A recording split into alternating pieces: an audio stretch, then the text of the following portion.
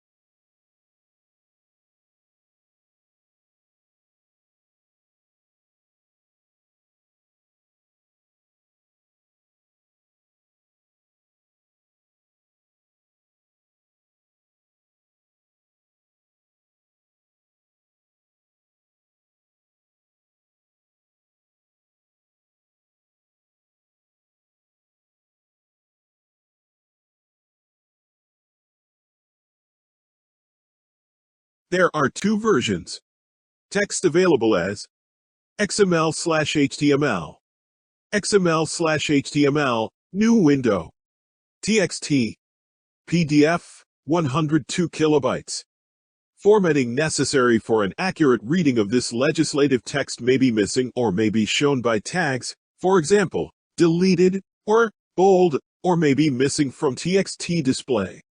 Shown here, engrossed in House 120522023. H. Res. 894. In the House of Representatives, U.S. December 5, 2023.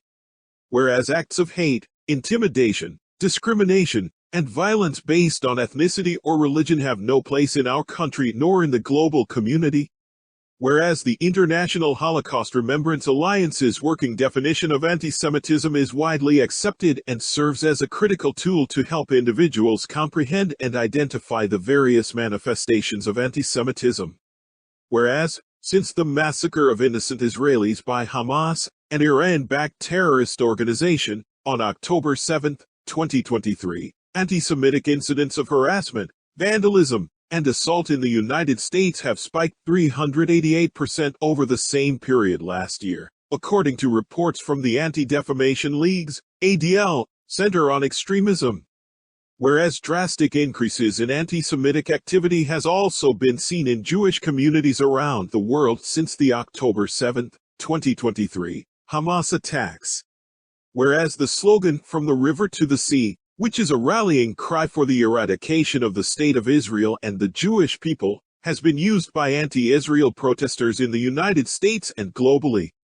Whereas, on October 8, 2023, a car with individuals holding Palestinian flags appeared to intentionally swerve out of its lane, nearly hitting a visibly Jewish family in Clifton, New Jersey.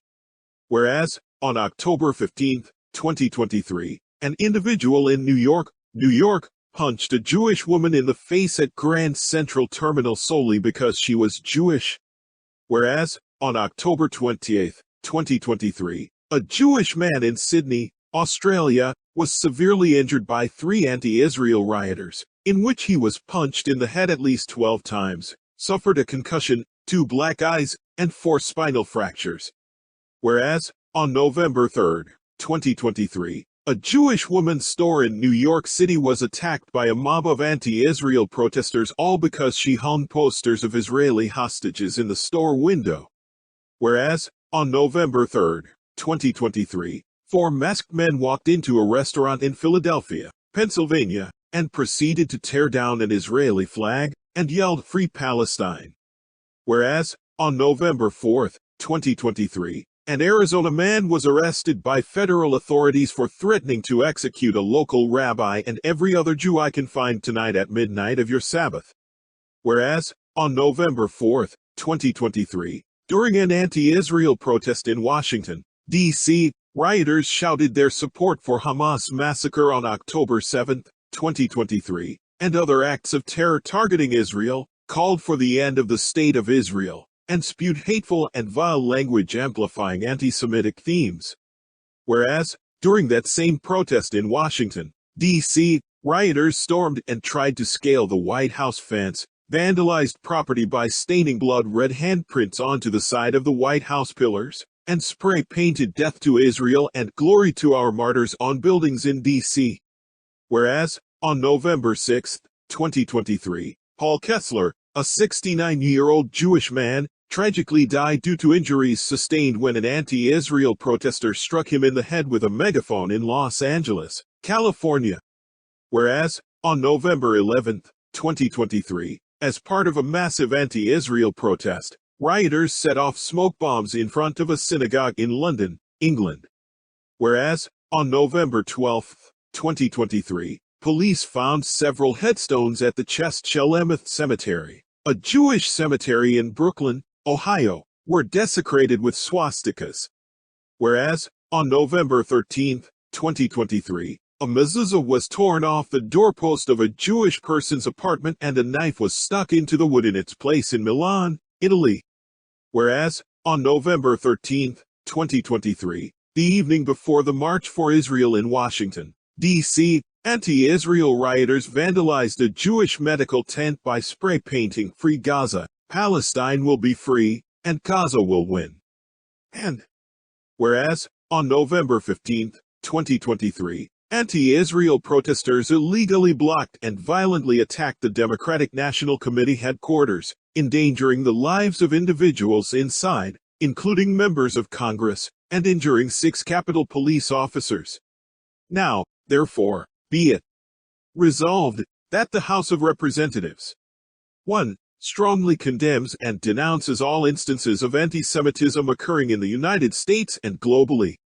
2. Reaffirms and reiterates its strong support for the Jewish community at home and abroad. 3. Calls on elected officials and world leaders to condemn and fight all forms of domestic and global anti-Semitism. 4. Clearly and firmly states that anti-Zionism is anti-Semitism. And 5. Rejects all forms of terror, hate, discrimination, and harassment of members of the Jewish community,